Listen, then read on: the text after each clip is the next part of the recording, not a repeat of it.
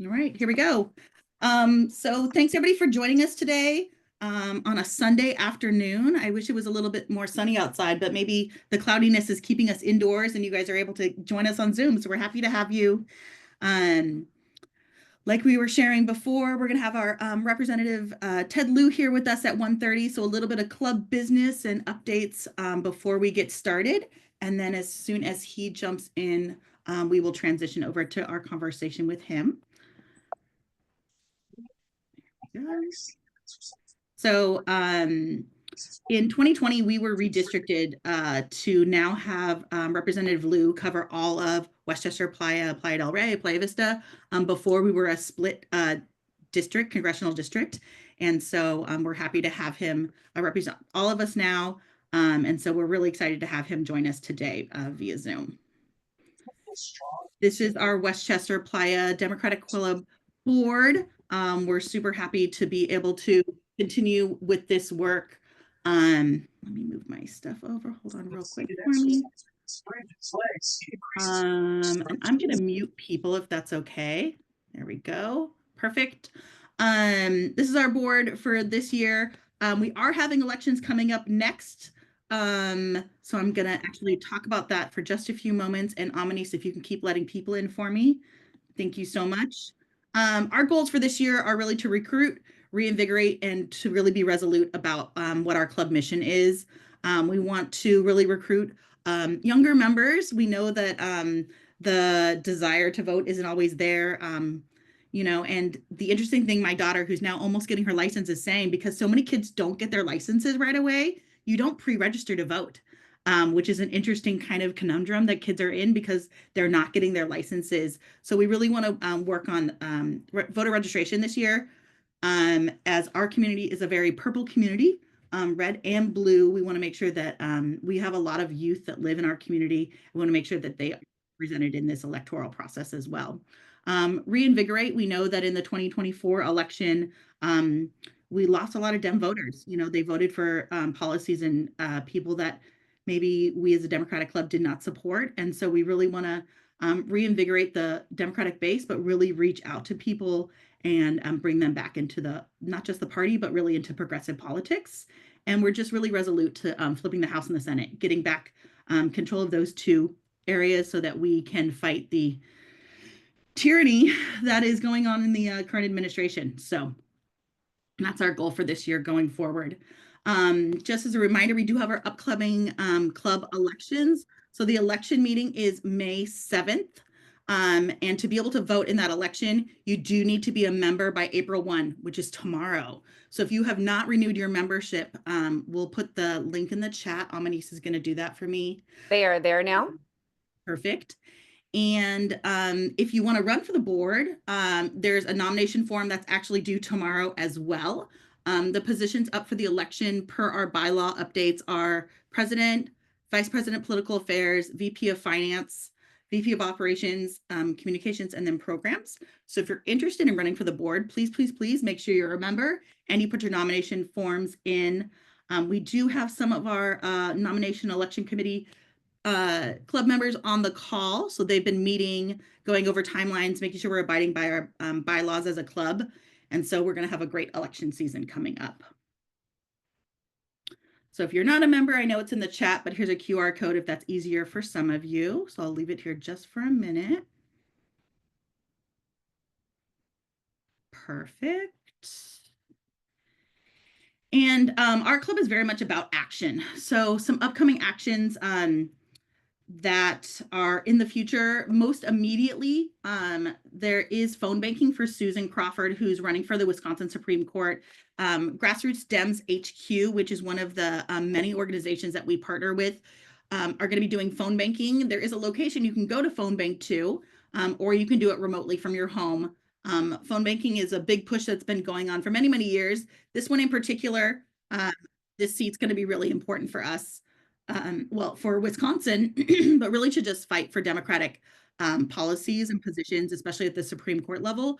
As we know, Republicans are really doing quite a few things that we're having to fight with, judicial action via lawsuits and other things. And so we want, even at state levels, to be able to have elected judges at the Supreme Court level to support democratic policies. The next one that's coming up is on April 5th. There's the Hands Off protest. They're happening all over the US. Our two local ones are going to be at Culver City or at Torrance, both at the city halls, and they're going to be 12 to 2. The downtown LA rally is going to be 4 p.m. So depending on where you are and where you live, either of those or any of those might be accessible to you. The link Amanise is also putting in the chat for you, so you can just look at the websites for both of those events. Move my chat over here so I can see it. Perfect. And then lastly, the Fighting Oligarchy Tour is coming to LA with Bernie Sanders, and it's going to be at the Grand Park in downtown LA, 1 p.m. It is going to be packed. If you've been seeing any of the footage from the other stops on this tour, 30,000 people at certain locations. So doors will open at 9 a.m. If you really want to go and you want to be there for this event, we recommend you go early and be prepared for the long haul. It will probably be warm. It's the middle of April and not much space. But if you really want to go and you want to be part of this, it is definitely something for you. And I think Amanise is dropping all of those things in the chat. You're the best, Amanise. Thank you. Lastly, our club really appreciates our relationship with our assembly member. So Assembly Member Tina McKenna is coming back with us on April 8th. She's going to be sharing her legislative package, which are all the bills that she's putting forth. We may have some other legislators. We're working with our Senator Lila Smallwood Cuevas to see if her or her staff may also be joining us that day. And so we're super excited to hear about what's on the docket. There's lots of bills that directly impact us here in Westchester and surrounding areas. In particular, there's a bill to help the Englewood schools really work through the conservatorship that they're under and the debt that they're incurring as a school district. And so April 8th on Zoom, which is great, really accessible to everybody. Time TBD. She will be up in Sacramento, so it's always a little game on how we can get things going to get her through. So keep updated on our social media. And Amanise dropped in there the sign up for our MailChimp. So if you do not currently get our information, we send out a president's message that goes out through MailChimp. That's what I send out. We try to get it out every single week. But if you're not getting it, please make sure you sign up to get our mailings. And we also have Google Groups, which our VP of Communications or Operations, Susan Robinson, puts out for us. I think that, depending on your tech style, right, either of those messages might be helpful to you. And of course, you can follow us on social media. We're on Facebook and Instagram. We just got a Blue Sky account, so that's our next bucket to get a part of. But we are really excited for our event coming up with Assemblymember McKenna in a very short amount of time. And I think I saw, let me see, Nico maybe join from Ted's office. Let me stop sharing. Let me find him. Hold on real quick, just so we have people pinned. Hi, Nico. How are you? We're going to just make you a co-host so we can get you connected in there. Perfect. And if you can just let us know when Representative Lieu joins in, that would be great.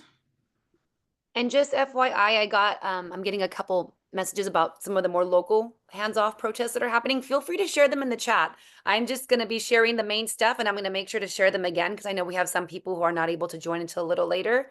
But you're more than welcome to share. This is another community. We need to find community and work together and show up.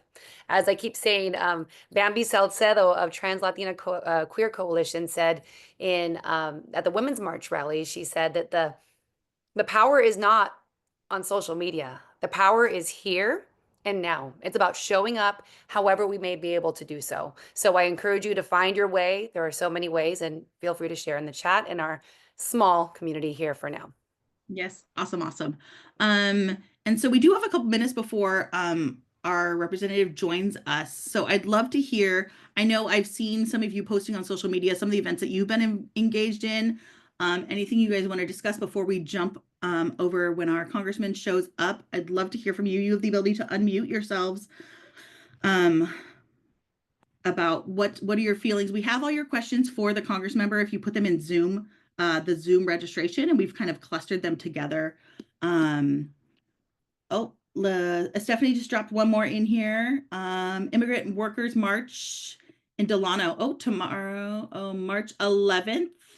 Okay, awesome. Awesome. With Unite 11. Perfect. We will add that to our club action sheet, Stephanie.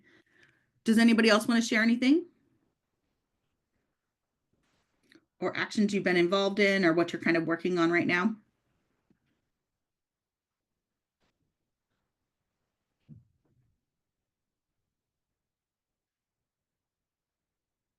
In absence of anyone saying anything, I'll throw out two things. One, just spent a few days up in Berkeley at a very inspiring conference, Pioneers. If you haven't heard of it, it's a wonderful 3-day event. It's been going on for 35 years. It's not political, but it's about nature-based solutions to all things, and it's really reinvigorating and brings the spirit back. So if you have a chance, I would encourage you to go next year.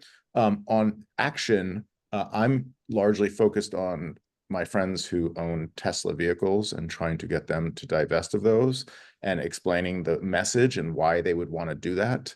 And I get a lot of pushback about, a few friends, I guess, lifetime free charging. So that's obviously a draw, but they can afford to pay for the electricity anyway, for the most part. And then also it just creates this amazing secondhand market of electric vehicles that introduces a whole new population of people who can't afford to buy EVs to buy significantly discounted EVs that are much more poorly made than a Ford or a Chevy or another EV. So sorry if any of you have Teslas, but I just think that is an amazing protest, and it's actually an effective protest. Thank you. Just adding on that, if someone has a Tesla and really cannot afford to divest of it, you can debadge it and you can put a sticker on it that is anti-Elon Tesla Club, or, one of those things. Debadging it, I think, is pretty great because everyone still looks like a Tesla, but it sends a clear message. And I'm not, fan of the person who owns this company. Awesome. Marcia Hanscom, I see you there. Go ahead, my friend. Yeah, just want to say April 1st, that's just a couple days from now, the local Westchester Playa Neighborhood Council has a very important item on the agenda related to whether or not we're going to allow a big hydrogen effort at the Scattergood electricity plant in Playa del Rey. And it's it's totally opposite what Eric Garcetti had said, that we were going to get off of fossil gas. And so people coming to that meeting, I guess they only meet in person now. So it's really important for people to show up and say, we got to get off of fossil gas. It's bad for the climate. So anybody who can show up at the Westchester Playa Neighborhood Council on April 1st, I think it starts at, is it, Cord, you might know, 6 or 7 o'clock? I believe it's 6:30. Okay, it was before. 6:30. Show up, please, and speak for real, genuine renewable energy, not for this hydrogen that is really a mask for continuing to use fossil gas. Awesome. Yeah, thanks for sharing that. And we'll make sure to put it out on our social medias as well. Marcia, thank you. They're meeting in place. Do you know what the location is, Marcia? It's the Westchester Municipal Building. Is it the municipal building? Because I know they were for a little bit at the LAX headquarters, the LAX police headquarters, but they're back at the municipal building. Okay, awesome. There was a question in the chat about debadging your Tesla. It just means to take off the Tesla logo. A really hot hair dryer and some dental floss does the trick, and then some Gooby Gone gets all the sticky stuff off. People have been putting on other companies' logos. I don't know about that necessarily, but yeah, definitely making your voice heard in other ways is wonderful. Let's see, what else did people put in the chat? Cord dropped in about bioengineers. Well, and I Perfect. guess that we forgot to mention that we have been doing actions. Like the reason why my voice is like this is because of 2 hours of screaming, leading chants at Tesla. So I just want to say yesterday was the global day of action. And I think what I last heard is there were something like 300 in our country alone with the effort to get 500 around the world. So that's been an experience and I will share more, but it is nice to be out in the streets and to experience the positivity because there are a lot of people who are showing support, and we show it in different ways and we have to all wake up in different ways. So this is yet another way to take action. And it's something I just really want to encourage club members is, as if you can't make it to a rally, like literally standing in the corner by yourself with a sign, hopefully with friends so you're safe, is also protest. You don't have to be at a big organized event to protest. We are very lucky to live on the LAX corridor, and any corner of Sepulveda is busy at all times a day. And so, for people that are, they can't necessarily get to Culver or even Torrance or downtown LA, I always think it's important to have your voice heard. I am a mom that drives all over the city all the time. And so I usually have protest signs in the car windows because I'm like then a traveling billboard. So, be mindful of that when you park because that sometimes things happen. But, I think finding ways to have our voices heard and to let people know that we're not just going to stand by and let things happen. I know that's something I really appreciate about our congressman, Representative Lieu. He's very much, he speaks out for things. And, I think he stands up for the issues that we believe in. So I'm super excited for him to jump on with us in a little bit. Let's see. Do you have something to send people, neighbors, to gently consider debadging? Oh, how do you do this in real life? Good question. I'm sure there's something, Sarah, and if we can find it, like a little like quarter sheet that you could like put in the window of a Tesla, like, hey, go ahead, Amanise. I found, as it was shared in another chat, these fake tickets that look like they're a ticket issued from the city, like with the white with like the red, but it's has other options kind of flagging them for owning a Tesla. It's actually very funny and quite brilliantly done. If I can get it somehow in the chat, I will, but I just saw that yesterday. So that's just another, but I guess you have to kind of hide to gently put it in there so that I don't know that you did it if you don't want them to know that. So, got to get creative. Or just said getting a fake ticket might be a misdemeanor, so be careful. Oh, that part. Yeah, we definitely don't want that in these times. And Teslas record all your movements. So there you go. There's that. They have cameras on at all times. What is that called? Centaur mode or something? I don't know. It's weird. Like I walk by a car that's at my office and it like lights flashes because it thinks I'm trying to break into it. Like, nope, just trying to get back with my mom bag. Well, maybe Cord needs to have a session on how these discussions start because that's a legitimate thing to talk about. And then a lot of people don't have an option. I get that. But I think having the conversation with those that maybe do is helpful, just like anything. Like, why are politics taboo at this point? Why aren't we talking more about it? But I digress. Yeah, agreed. And we care, obviously. That's why we're here and we think differently. Yeah, definitely. Let me see. I just saw some more people jump in the call. So thanks for joining us if you're just joining us right now, and stay on as long as you can. Our Congress member will be joining us soon. I know that links don't always live in the chat from the start of the meeting, so we'll just quickly review. We do have our club elections coming up very, very soon, May 7th. So if you are not a club member or you have not renewed for this year, please renew your membership because you need to be a member to be able to vote, which is, of course, part of the bylaws. And if you want to run to be on the board, there is a nomination form as well. So we're looking for people to always be involved and be active. Part of our bylaw rewrite that occurred this past year was to move our election to the spring because it was always during November, and that's a big busy time for anybody who's engaged in politics. So we shifted that, and then we also just shifted the structure of the board. So there will be those elected positions that we spoke about, the president and then all the VPs. And then there's going to be what's called a steering committee. So if you're like, I don't know if I necessarily want to be on the board because, you don't want to do board stuff.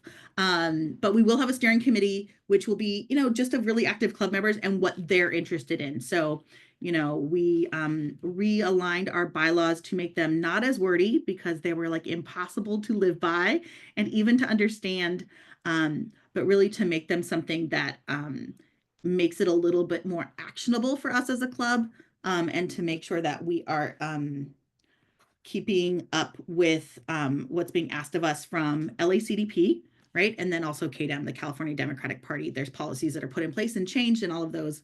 And so we want to make sure that we're matching those as well.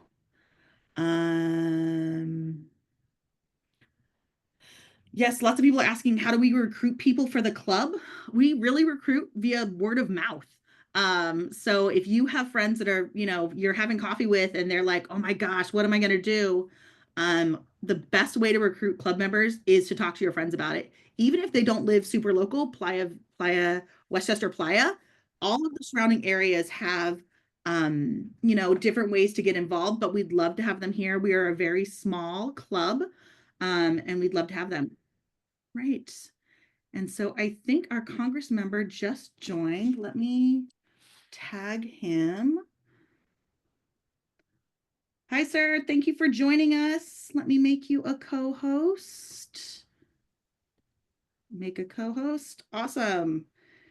Thank you so much. I'm going to do a quick intro if that's okay. Thanks for joining us. Can you hear us? Yes, I can. Perfect. Awesome. Thank you. Thank you. So my name's Liz Kane. I'm the president of our Westchester Playa Democratic Club, and Amadis is here with me. We're running this meeting today, and we really appreciate your time. We're gonna do a quick intro for you, and then we'll get started. All right. So our Congress member, Ted Lieu, was elected to Congress in 2015, and he was redistricted to now cover all of our club area, Westchester Playa, Del Rey, Playa Vista. He's a U.S. Air Force veteran.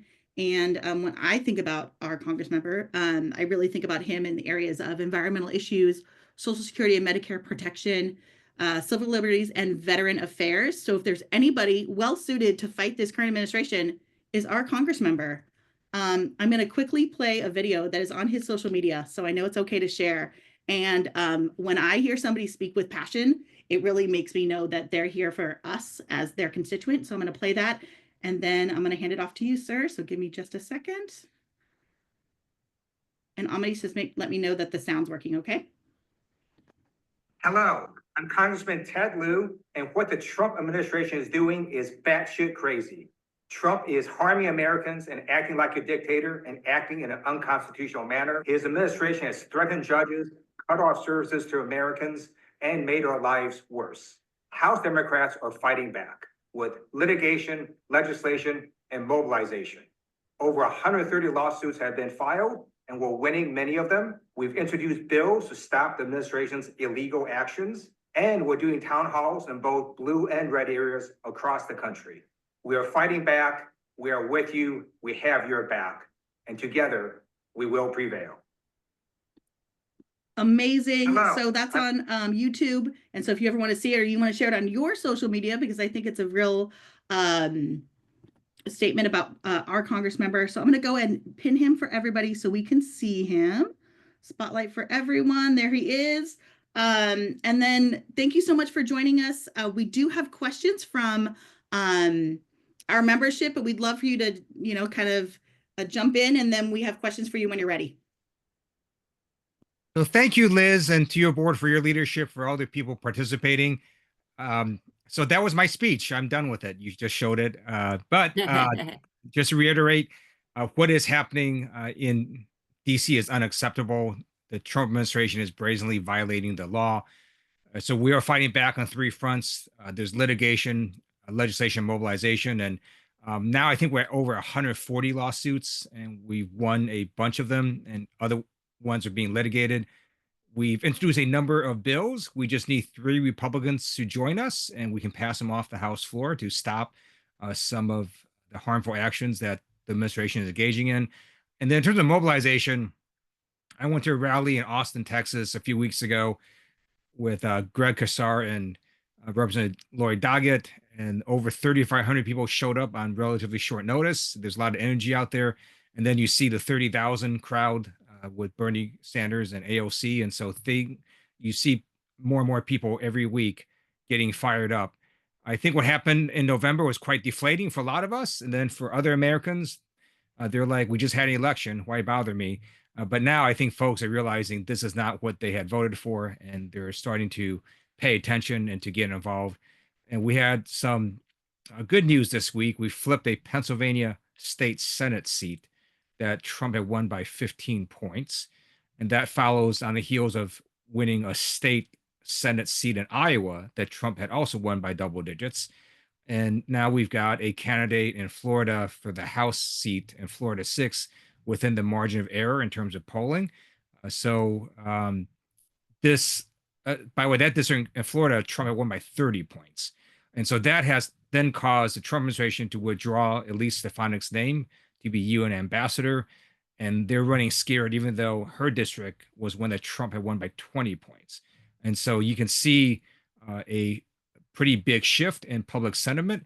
And you can see the Trump administration now starting to, and Republicans, to be quite scared of all the upcoming elections. And we just have to harness that energy and keep fighting back.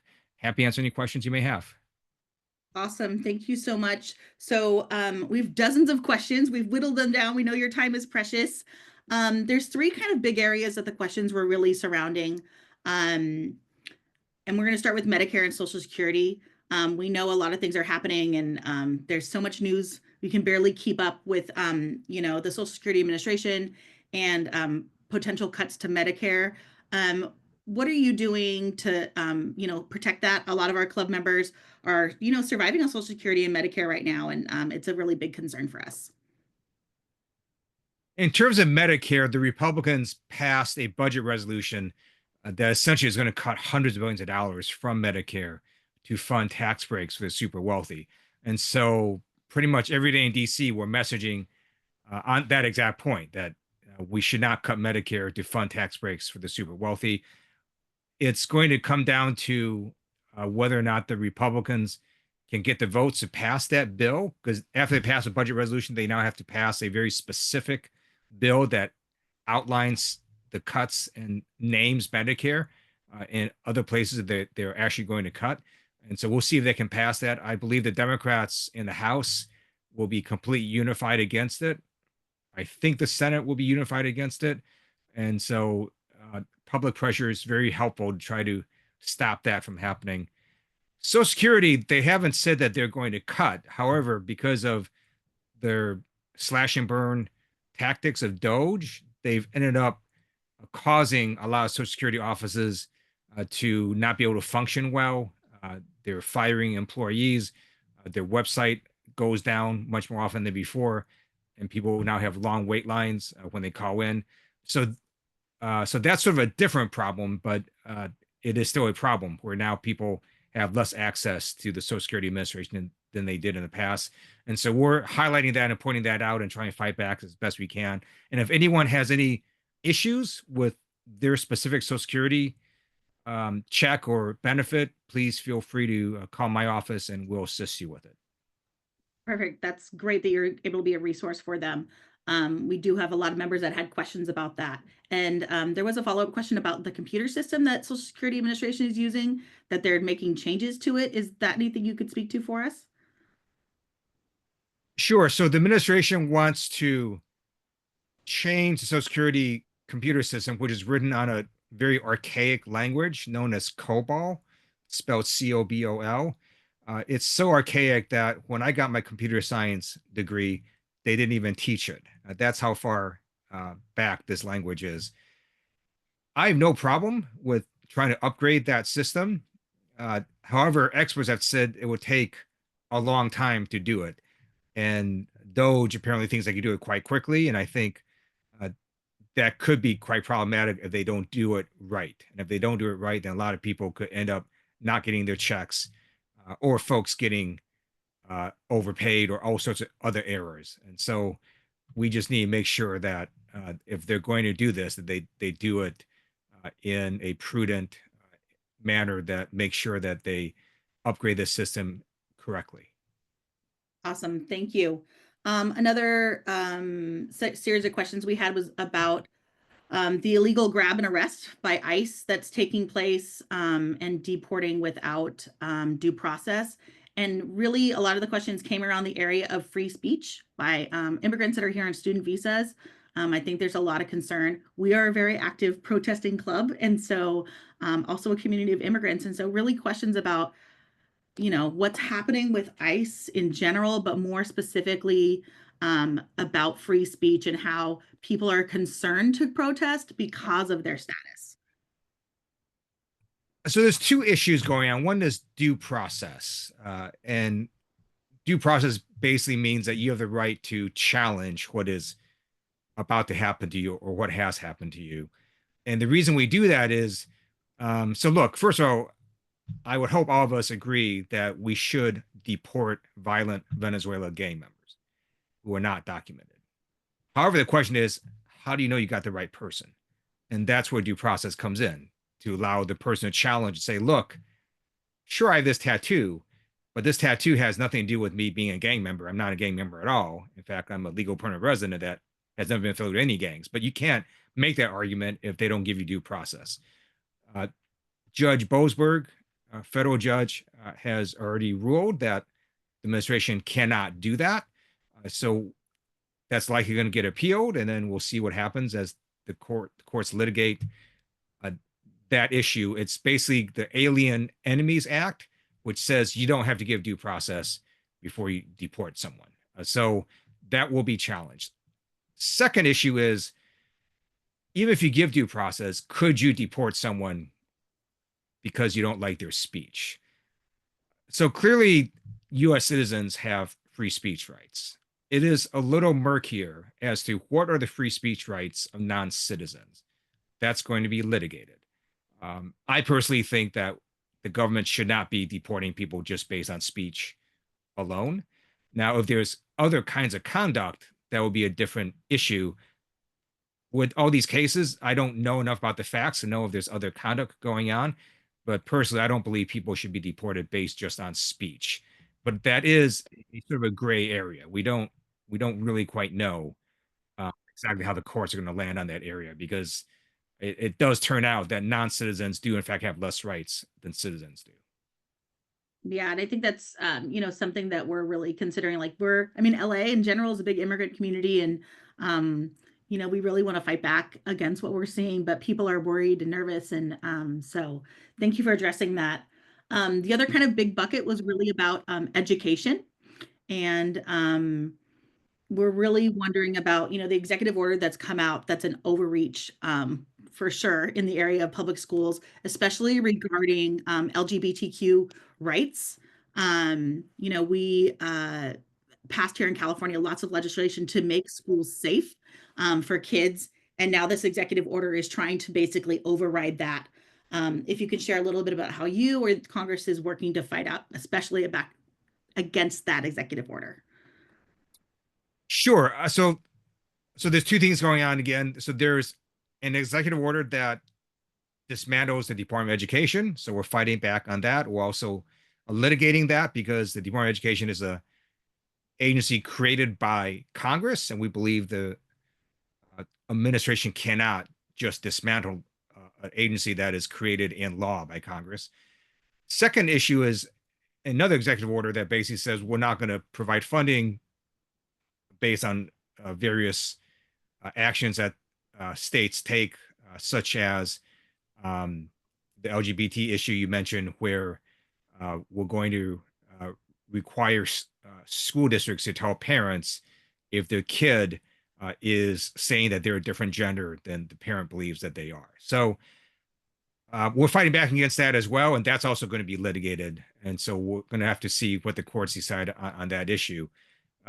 What you're seeing with the Trump administration is they're basically using federal funds and federal monies to try to get through policies they want to instill through their executive orders. A bunch of that I think is unconstitutional, and so it's going to take some time for the courts to sort that out, but that's essentially what's happening right now. Yeah, definitely.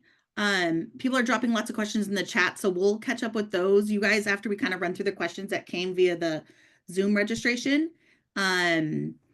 So something else, and this kind of fits under that same area for you, Representative Lieu, is, there's a lot of talk about, well, we all know the anti-constitutional things that the current administration is doing, but a lot of discussion about like the implementation of martial law coming up. And I think people are getting nervous and they don't really know what that means. So we'd love to hear from you a little bit about what would that mean?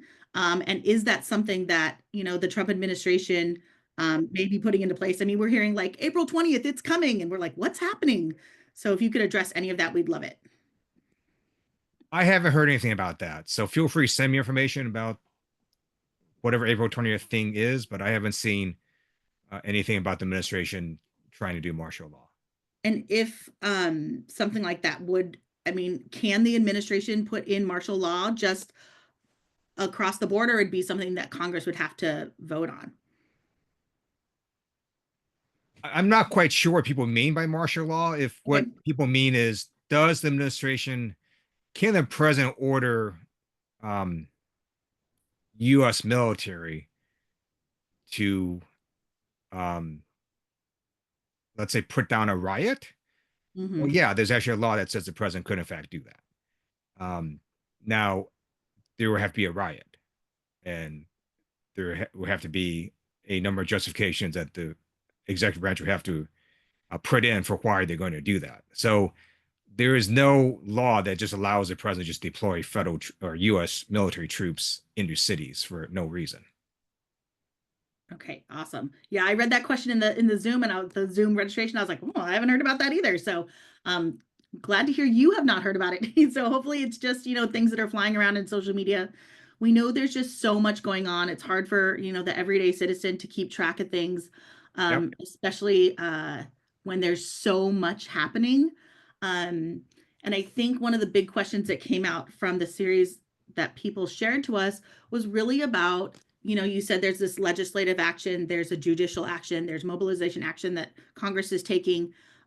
With all of those lawsuits that are being filed, we've seen just recently that the administration is defying those court orders.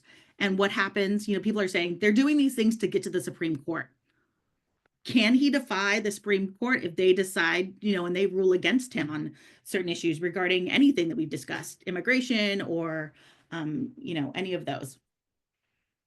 Well, at some level, he can do whatever he wants, and then it's up to all of us to try to stop that, right? Sure, you could say, I'm going to ignore a Supreme Court order. I don't think he's going to do that.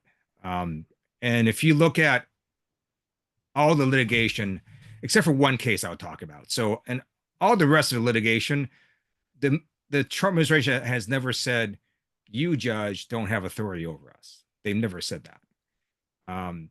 What they'll do is what any litigant has done, which is they'll try to say, okay, you wrote your opinion this way. Well, we read it a little differently than you do, or, you stopped this executive order to freeze funding, but guess what? There's this other executive order that you didn't talk about to freeze funding. So until you stop it, I'm going to freeze funding. And so then the court has to go back and freeze other executive orders. So they'll do those things, but they never once basically say to the judge, we don't respect your authority. There is one case where a judge tried to turn around 2 flights that have alleged Venezuelan gang members in there that were already in midair and have them come back to the U.S. If there's any case where you think a federal judge maybe might be testing limits of his or her authority, it would probably be that case, stopping a flight, in midair that's already taken off. And the administration didn't say you don't have authority to do that. What they said is these flights are over international waters, and in international waters, the court's jurisdiction doesn't go there. So that's going to be litigated. I mean, I don't really know the specific facts or, court's jurisdiction over international waters with 2 plane flights of alleged Venezuelan gang members. So that issue will be litigated. So we'll see what happens. I don't think the administration is going to say we're going to ignore a Supreme Court order. They haven't so far. The Supreme Court has, in fact, ruled against the administration quite recently. And administration did not say they wouldn't follow it. Best way to make sure administration follows it is to, one, win elections. So it's helpful that we won these special elections and try to win more elections.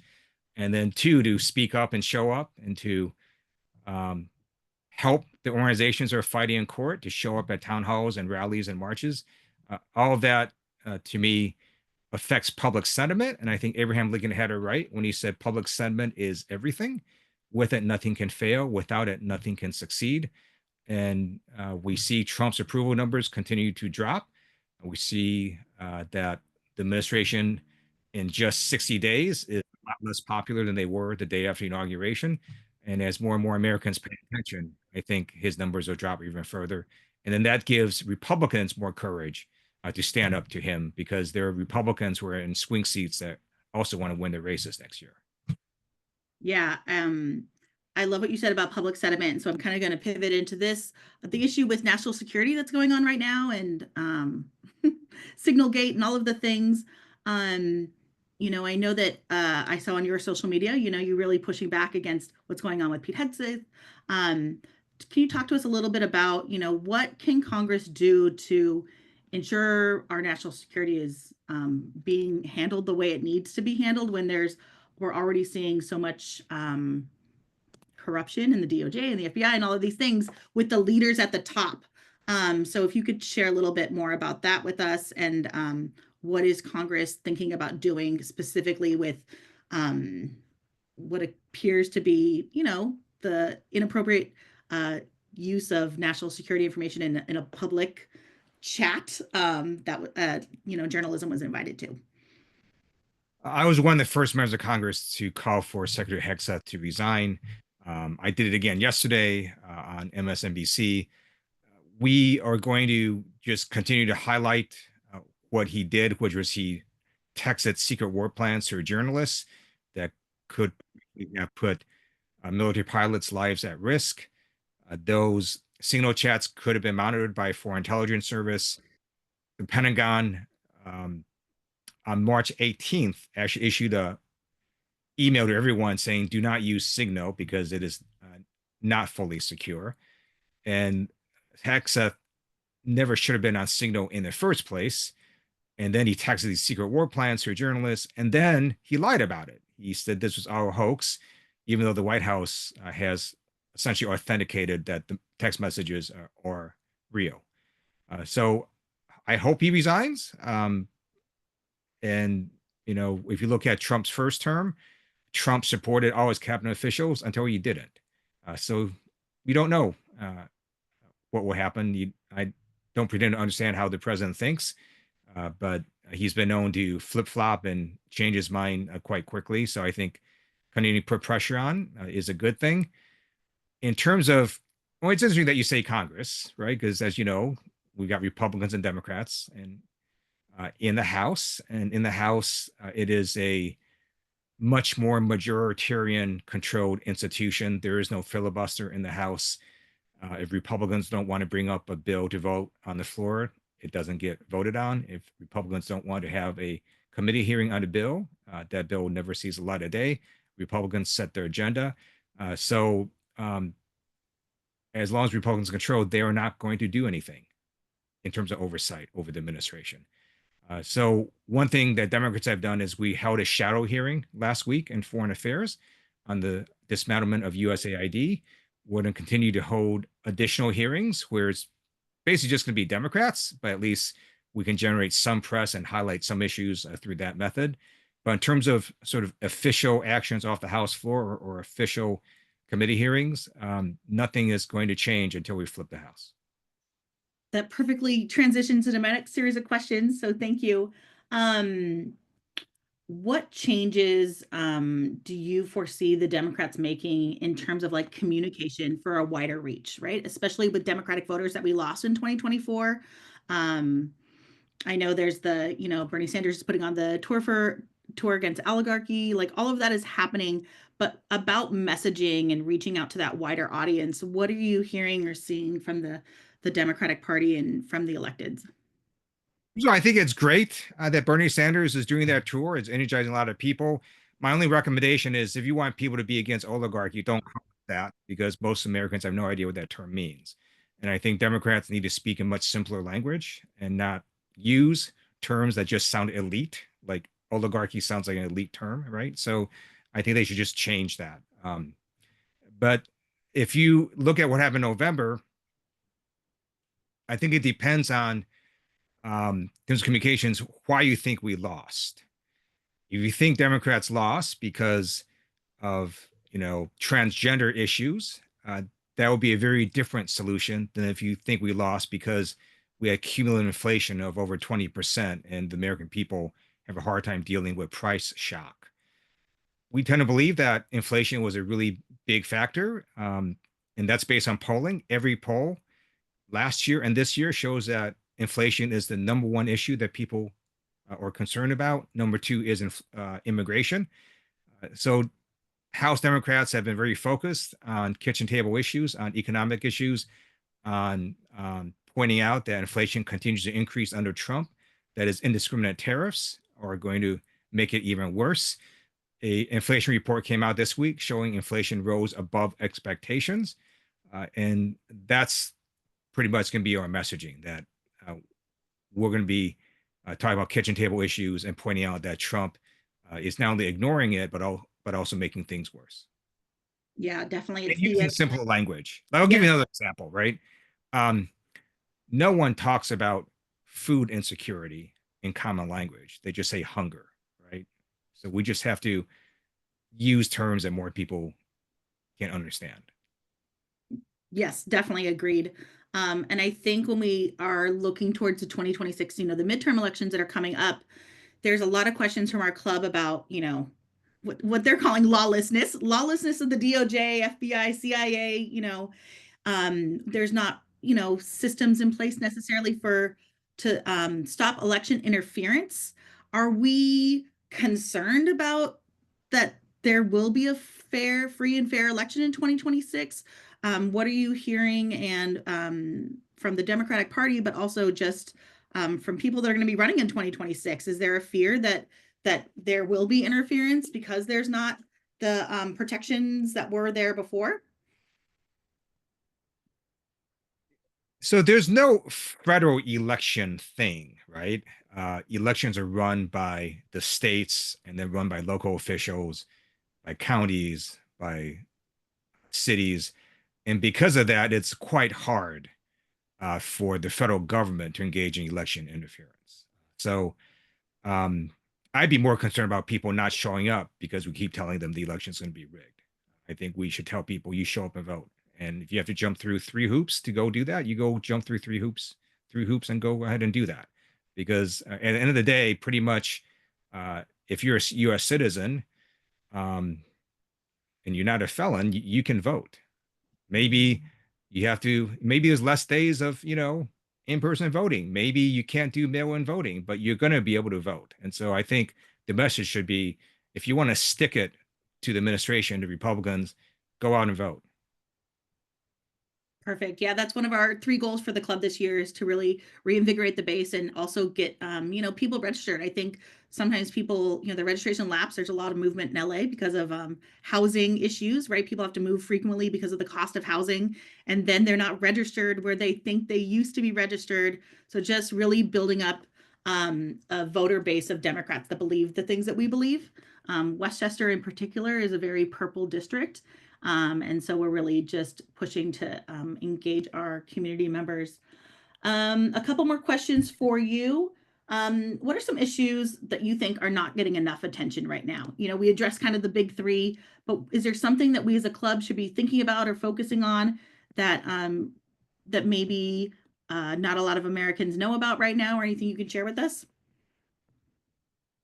I think you're all folks on the right issues. I still think economic issues are probably going to still be the most important, right?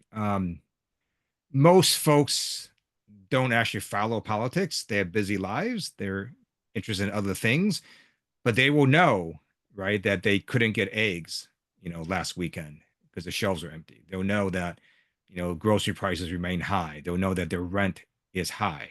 And so I think continuing to focus on economic issues is helpful to reaching a broader base of people. Perfect. Let's see what else we have on here. I know you talked about one of the 3 things in the beginning was really about mobilizing constituents, and our club's very big on, protests and joining those things and postcarding and phone banking. Is there something else that you're finding most effective when it comes to your offices that you're hearing from people, or something that's most effective for mobilizing community members? We've been using the 5 calls app, right? Everybody calls everybody all the time. But is there something that we could be doing in a different way, or something we should keep doing? I always say adopt or abandon when we think about mobilization. I think showing up at town halls, rallies, and marches is really important. I remember in Trump's first term, I was quite deflated after he won in November. And then I saw those amazing women's marches, and that gave me a lot of energy. It's a little bit curious why that hasn't really happened yet. Maybe it'll happen later, but we are seeing some pretty big rallies now, which is good. So that's one thing. Showing up and protesting is really helpful. Thinking about writing letters to the editor, it turns out that, in fact, there are lots of people who do write letters to the editor, but they're all from the same people. So when you start writing in, eventually you'll get your letter printed and you can start changing hearts and minds. Social media is free. You write an interesting post, maybe someone in Florida 6 will see it, or in Michigan or North Carolina. And so think of all the ways that you can try to affect public sentiment and help those organizations that are fighting back in the courts. There's the ACLU, there's Democracy Forward, there's NAACP, there's a whole bunch of civil rights organizations. So I think fighting all fronts is really helpful. I'm going to take a couple questions out of the chat. Let's see what I can find in here. Going back to Hegseth, he sent classified information through an unsecured app. Can he be prosecuted for that, or that would be something that the administration would just admonish him for? Yes, I think. Well, yes, he can be prosecuted. I do not believe the Trump administration will prosecute him, and there's no evidence to me that they've admonished him. Okay, perfect. In terms of special ed funding for school districts, as we know, the Department of Education is being understaffed now, right? They've released long-term employees through the Department of Education, and I know the issue is really about special ed and IDEA and the funding that comes from the federal government. How is the Democratic Caucus, planning to fight against that? Is that something that can and will impact all Americans that have students that are protected under IDEA? So that's a great question. So it's not yet entirely clear to us what the administration intends to do when they're dismantling the Department of Education. If what they're doing is taking the various functions and putting it in other places, that would have less of an impact than if they were to say, we're not going to do that function at all. So if the special education funding simply gets administered by a different agency, not great, but it's not clear that that would have a massive impact. If what the Trump administration is going to do is say, we're not going to give any special education funding, that would have a massive impact. So we don't think that that's what they're going to do, but we're fighting back, and we're trying to figure out exactly what they intend to do with the dismantling of the Department of Education, which we're also opposing. It's also being litigated. So it does sort of depend on what their plan is. Is their plan to not fund these things, or is it simply to disperse them among other agencies? Okay, great. One more from the chat. Have legislators thought about utilizing C-SPAN to voice their concerns directly, unfiltered, into the homes of citizens on a consistent basis, similar to how Republicans utilize that platform to amplify their voices while they were in the minority? Well, so Democrats, in fact, do that all the time. We have what are called 1 minute and 5 minute floor speeches. And if you watch, there's mostly an equal number of Democrats and Republicans saying different things on the House floor. So unless I'm missing the question or don't understand it, but we have special order hours where we talk about things. We have always a number of members talking on the House floor on any given topic. Okay, Perfect. Let's see. Given the economic power of California, are there any actions that we as Californians together can take to stop the dismantling of democracy? I mean, we're the biggest economic force, right? A huge economic force. And so is there something that we as Californians can do together, or something that we can really push our California legislators on to stand up? I know they are fighting back vigorously, but I think the question from the our club was about economic power. Well, so I think it's hard to get sort of 30 some million people to do anything in particular. I mean, you can tell people to, you know, do this or that, and maybe some might listen to you, some might not, some might never hear your message. If you're talking about, you know, what should the state legislature and governor do? I think funding organizations that fight in the courts would be quite helpful. But it's not clear that you can easily wield economic power in that way, because most people, again, don't pay attention to politics, and they're not going to sort of hear what you say. Great. One more question from inside the chat. You know, we've been talking a lot about the economic impact on families, and how that was the #1 issue people were voting on, right? Those kitchen table issues. How do you think we can talk about Trump's tariffs, right? Because they're really taxes on Americans and consumers, and the fact that inflation is still continuing to rise. What is the best way, you know, in simple terms, to really communicate that? I think the people on this call in particular have face-to-face conversations with our neighbors, with our, you know, family members, with our colleagues frequently. We're not afraid to have that political discussion. So what do you think is the best way, or maybe some things to share with us that make it simple to chat about, and keep it in that, you know, kind of common sense language that you discussed? Yeah, I would say that you know, Trump tariffs increase inflation because American consumers pay for the tariff costs. That's basically what happens. So if you're going to, you know, put a 25% tariff, for example, on foreign cars, then it's not that Toyota pays the 25% if their car is built in Japan and shipped over here. It's that the consumer will pay 25% more to get that Toyota car. And then because those car prices rise up, what ends up happening invariably is American car prices also go up, because American car manufacturers and dealers realize, oh, they can raise their prices somewhat. They won't raise it 25%, but they can still raise it 10%, and you might still buy it because it might still be less than a Toyota. And so it causes pretty much all car prices to go up. Okay, great. 2 questions in a row on this one, so I'm going to ask it. Is there a way or a mechanism for California to stop paying the federal government, and we pay $100 billion more in taxes than we get back, or something crazy like that? I don't know if that's a thing, but they're asking, so I'll ask for them. I mean, I think, well, sure, California can do whatever it wants, and I think at some point a court would order California to pay it. Okay, that's what I thought too. I was like, is that a thing? Can we just, I mean, we can't take our piggy bank and run away. That's for sure.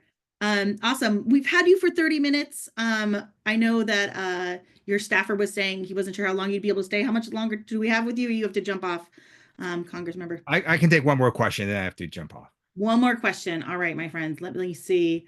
This one came up, and I don't know if there's an answer for it, but what's the party's red line with the administration? You know, when is enough too much?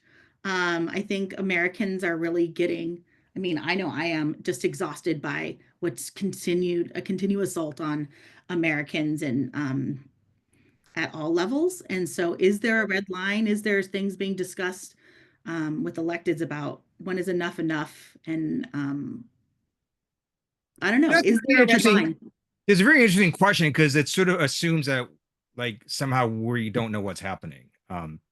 he's already Mhm. crossed multiple red lines. I mean, Right. it's not like we're sitting here thinking, oh, things are perfectly normal. We understand things are batshit crazy. So the question is, well, how do you fight back? I mean, if you want me to storm the White House, I'll storm the White House if I thought it would fix something. Mhm. But it probably wouldn't, right? So we have to think about how do you fight back. So the best way, I think, is to try to shape public sentiment, and people power is really important, and getting people to show up at rallies and marches and so on. Um, Special elections are really important now because they start to send messages to administration, continuing to litigate in the courts. So yeah, the administration does a whole bunch of things, but there's also a whole bunch of organizations fighting back. So, these 140 lawsuits, I'm not filing them, right? It's all these organizations are filing them, right? So there's a whole army of people fighting back against what the administration is doing. And so the red lines have already been crossed. I mean, there's multiple red lines have been crossed. So, I mean, I'm not exactly sure how else to answer that question. I'm not, I mean, if you, by the way, if you have any ideas, let me know. If you have any ideas that you think we should do that we're not doing, let me know and I'll go on and think about it and maybe go ahead and do it. But my view is red lines have already been crossed. Okay, awesome. I think that's pretty straightforward. Thank you so much for joining us on a Sunday afternoon. We know you're very, very busy and we appreciate your time. I know we have a lot of club members that I'm sure have even more questions for you, but we appreciate the moments that we do have with you. And we'd love to engage with you in person when you come back over to the district. But thank you, thank you, thank you. Thank you. Have a good day.